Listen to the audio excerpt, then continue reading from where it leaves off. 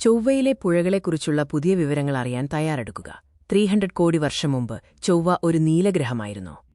ഭൂമിയിലെ നദീഡെൽറ്റകളോട് സാമ്യമുള്ള ഘടനകൾ ചൊവ്വയിൽ കണ്ടെത്തിയതിലൂടെ ഒരു അന്താരാഷ്ട്ര ഗവേഷക സംഘം ചൊവ്വയുടെ ഭൂതകാലത്തെക്കുറിച്ചുള്ള ഞെട്ടിക്കുന്ന വിവരങ്ങൾ പുറത്തുവിട്ടിരിക്കുന്നു. ചൊവ്വയിൽ വെള്ളത്തിന്റെ സാന്നിധ്യം ഗ്രഹഗവേഷണത്തിലെ ഒരു പ്രധാന വിഷയമാണ്. ഒരു കാലത്ത് ഈ ഗ്രഹം ഈർപ്പമുള്ളതും വാസയോഗ്യവുമായിരുന്നുവെന്ന് ഇതിനോടകം സൂചനകൾ ലഭിച്ചിട്ടുണ്ട്.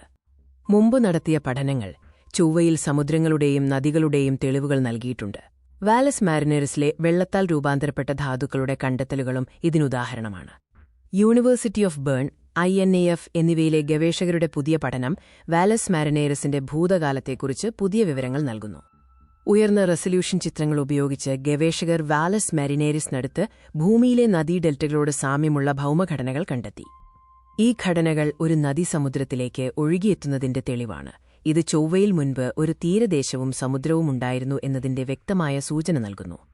ഈ കണ്ടെത്തലിനായി ഗവേഷകർ വിവിധ ചൊവ്വ ക്യാമറകളിൽ നിന്നുള്ള ഉയർന്ന റെസല്യൂഷൻ ചിത്രങ്ങൾ ഉപയോഗിച്ചു. പഠനം വാലസ് മാരിനേറിസിന്റെ തെക്ക് കിഴക്കൻ കോർപ്പറേറ്റ് ചസ്മയിലാണ് ശ്രദ്ധ കേന്ദ്രീകരിച്ചത്. University of Bern, INAF, Osservatorio Astronomico di Padova എന്നിവയിലെ ഗവേഷകരാണ് ഈ പഠനത്തിന് പിന്നിൽ. യൂറോപ്യൻ സ്പേസ് ഏജൻസിയുടെ എക്സോമാസ് ട്രേസ് ഗ്യാസ് ഓർബിറ്ററിലെ ബേണീസ് മാസ് ക്യാമറയായ CaSSIS, colour and stereo surface imaging system ഉൾപ്പെടെയുള്ള ക്യാമറ ഡാറ്റ ഉപയോഗിച്ചാണ് പഠനം നടത്തിയത്.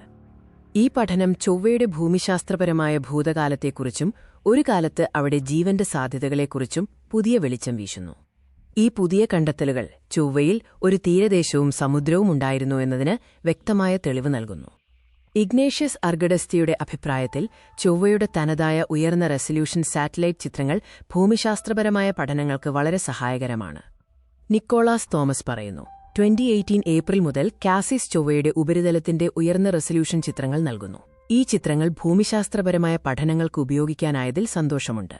ചൊവ്വയിലെ നദീഡെൽറ്റകളെക്കുറിച്ചുള്ള ഈ പുതിയ വിവരങ്ങൾ ഭാവിയിലെ ചൊവ്വ പര്യവേക്ഷണങ്ങൾക്ക് ഒരു പുതിയ ദിശാബോധം നൽകും. കൂടുതൽ വിവരങ്ങൾക്കായി ഞങ്ങളുടെ ചാനൽ സബ്സ്ക്രൈബ് ചെയ്യുക.